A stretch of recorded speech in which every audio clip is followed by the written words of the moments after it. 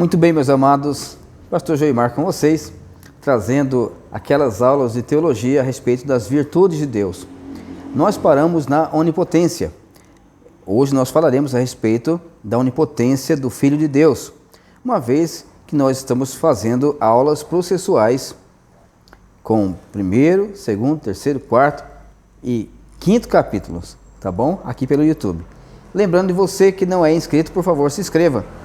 E você que já é inscrito, por gentileza, deixe o seu like e compartilhe para mais 5 pessoas para esse projeto de evangelização seguir adiante, onde você manda para esta aula para pessoas que têm profundos questionamentos a respeito das coisas de Deus. Então, vamos evangelizar, tá bom?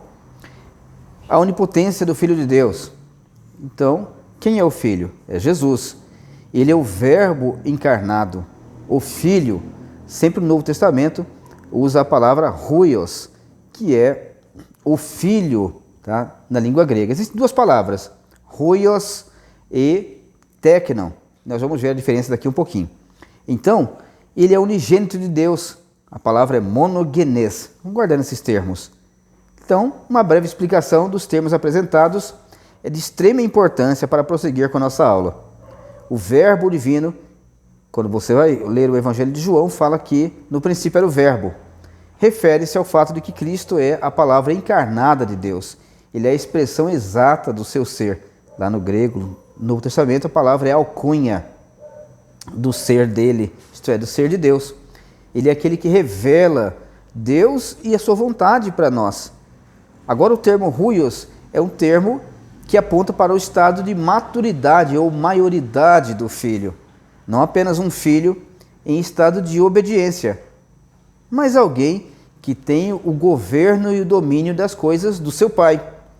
É como aquele filho que é administrador das coisas do pai, que tem a tutela, que tem responsabilidade de governo.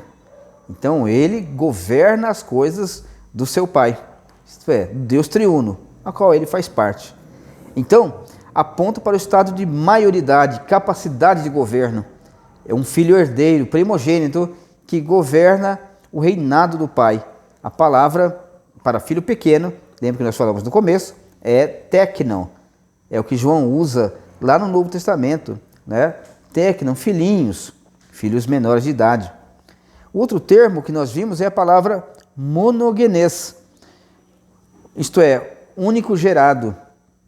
Vem da palavra monos, único, tá? Só, único, e genes, gerar, gerado. Porém, deve-se evitar um erro de atribuir a criação ao filho, como se tivesse sido gerado em algum momento da eternidade. Não é assim. Ele é eternamente gerado. Deus é eterno, não tem começo. O filho é eternamente gerado no Pai. Assim como Deus não tem origem, um princípio, igualmente o Filho não tem um princípio. Ele é eternamente gerado, não criado. Ele não foi criado, tá bom? Então você que tem suas perguntas, deixe aqui embaixo no comentário e assim que possível nós responderemos. Vamos continuar? Então, a Bíblia e o próprio Cristo apontam para a eternidade do Filho. Por exemplo, quando João afirma que no princípio criou Deus os céus e a terra em arquê. Então, quando nós olhamos essa palavra, em arquê é no princípio. Claro, é que antes de qualquer coisa existir, lá estava Deus. Como nós vimos na aula de atributos divinos ou virtudes divinas, poucos dias antes, né? Se você procurar aí no YouTube, já no nosso canal, você vai encontrar. Então, faz referência ao texto de Gênesis. Esse capítulo de João, capítulo de João, faz referência ao primeiro capítulo de Gênesis. No princípio criou Deus os céus e a terra, igualando Cristo com Elohim. O próprio Jesus, discutindo com os fariseus, afirma sua eternidade, dizendo na oração sacerdotal que revela a glória e a comunhão que o Filho tinha com o Pai antes que houvesse mundo, isto é, lá na eternidade. Ele sabe a sua divindade e origem eterna e revela aos fariseus quando diz: antes que Abraão existisse, eu sou.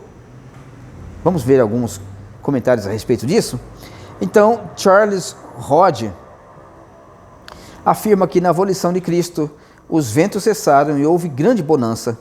Mediante um ato da vontade, ele curou o enfermo, abriu os olhos ao cego, ressuscitou o morto, e esta simples ideia da onipotência de Deus, de que ele pode fazer sem esforço, mediante volição, tudo o que é, no caso, o que é do seu querer. E é a ideia de poder mais elevada e mais claramente apresentada nas Escrituras. Está lá no livro de Charles Hodge, Teologia Sistemática, página 460. Então, abaixo nós veremos alguns textos bíblicos que ensinam sobre a onipotência do Filho.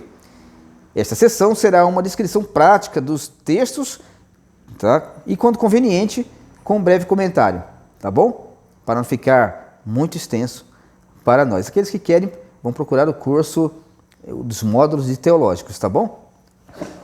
Então, Isaías 9:6. Vamos começar por aqui hoje, tá? Por Isaías 9:6.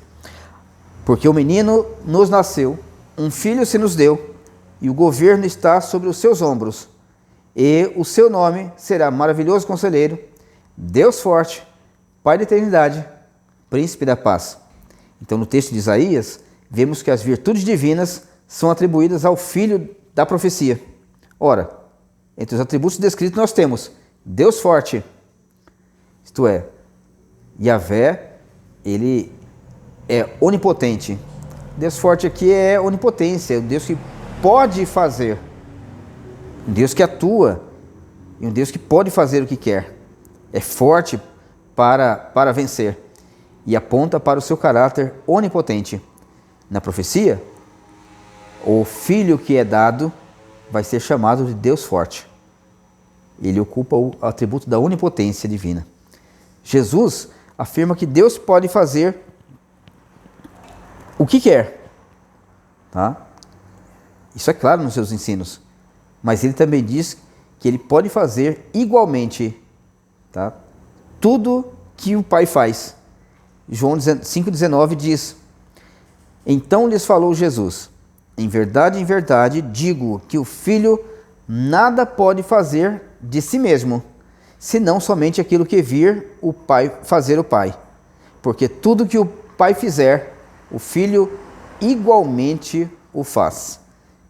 A palavra igualmente ali é sem diferença nenhuma do que o Pai faz, o Filho faz de igual modo. Seria uma blasfêmia de Jesus se ele não fosse Deus. Imagina um anjo falar isso: olha, tudo que o Deus, o Pai fizer, eu também faço. Para aqueles que pregam que Jesus é um maior anjo, não é o maior anjo. Jesus é o Filho unigênito de Deus. Ele é Deus Filho. Para aqueles que falam que Jesus é apenas um filho, o principal filho de Deus, errados também. A Bíblia diz que Jesus é o único que partilha do ser de Deus. Você não pode falar isso. Você não partilha do ser de Deus. E eu não preciso nem ir muito longe no argumento para provar isso para você. Mas Jesus sim. Ele, tudo que o Pai faz, o Filho igualmente o faz. João 5,19. João 2,7-11. Jesus tem o poder de transmutação dos elementos, assim como o Pai. Então, Deus pode criar, por exemplo, azeite num pote para a viúva. E Cristo igualmente o faz. O microfone tinha deslocado aqui. Então, no milagre da transformação da água em vinho, Cristo mostra a sua onipotência. O primeiro milagre revela que ele tem senhorio sobre os elementos, enquanto a água tem a fórmula simples, H2O, isto é, hidrogênio e duas de hidrogênio e uma de oxigênio, moléculas, né? Estou falando de moléculas. O vinho possui a fórmula química, que é um pouco complicada, mas fiz questão de trazer para vocês. Lembrando, não sou químico, mas tenho curiosidade e a única química que eu estudei foi na época do ensino médio, né? Então, a fórmula do vinho é C6, H12, O6, 2CO2 mais 2C2H 6O. Isto é a fórmula de... Aí nós vemos carbono, hidrogênio e oxigênio e outros elementos que também entram nesse processo. É claro que precisa de um tempo para ser processado. Então o processo de fermentação natural leva alguns dias ou meses e um bom vinho até alguns anos. Mas no caso do milagre realizado por Jesus, instantaneamente, isto é, ainda sem a presença da uva. Porque se tivesse a uva lá nos tachos, você fala, não, mas ele conhece algum processo acelerado, foi um suco que ele produziu. Não, ele produziu o suco, o vinho, e era vinho, a palavra lá é oinos, o oinos, é vinho mesmo. Eu sei que existem pessoas que falam que Jesus não produziu vinho, porque ele é contra a bebida alcoólica. Gente, o judeu tomava vinho e toma até hoje. E Jesus, como judeu comum que ele era, normal que ele não era uma anomalia judaica, ele era um judeu. Produziu vinho, porque o vinho é sinônimo de alegria no Antigo Testamento e no Novo Testamento. Tanto é que o vinho, oinos, é tomado na Santa Ceia. Portanto, ali não era suco de uva, tá? Se alguém ficou decepcionado aí, a parte boa é que você aprendeu o correto, a verdade, tá bom? Mesmo que você não tome vinho, eles tomavam. Então, quando nós olhamos, Jesus não apenas transformou a uva em vinho instantaneamente, tá? Não foi assim. Ele transformou a água em vinho sem a presença da uva, tá bom? Mostrando sua onipotência.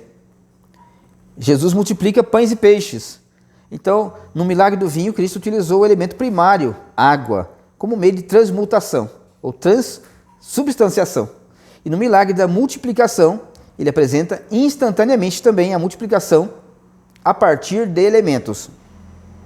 Isto é, nós temos ali o peixe, provavelmente frito, tá? Ou seco, e também os pães prontos. Vamos ver então? João 6, versos 5 a 13. Tá? Mas em todos os casos, o produto final é entregado pronto, instantaneamente processado. Todos nós sabemos que o pão é preciso ter um tempo de fermentação para o levedo fazer efeito. Nós vimos no texto do fermento. Tá? Também o peixe precisava ser preparado e frito, ou pelo menos seco, né? Nesse caso, preste atenção, João 6, versos 5 a 13. Continuando, né? Desligando ali a outra TV, que estava ligada, lá na outra sala. Então, continuando. Então Jesus, erguendo os olhos e vendo que grande multidão vinha ter com ele, disse a Felipe: onde compraremos pães para lhes dar a comer?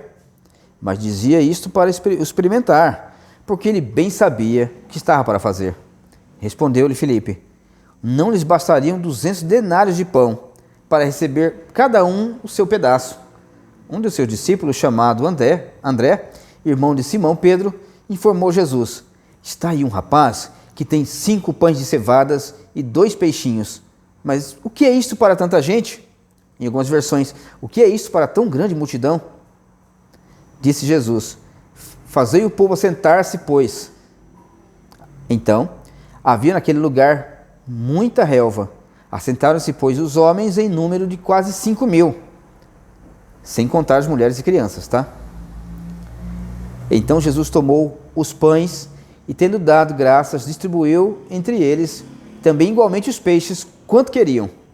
E quando já estavam fartos, disse Jesus aos seus discípulos: recolhei os pedaços que sobraram, para que nada se perca.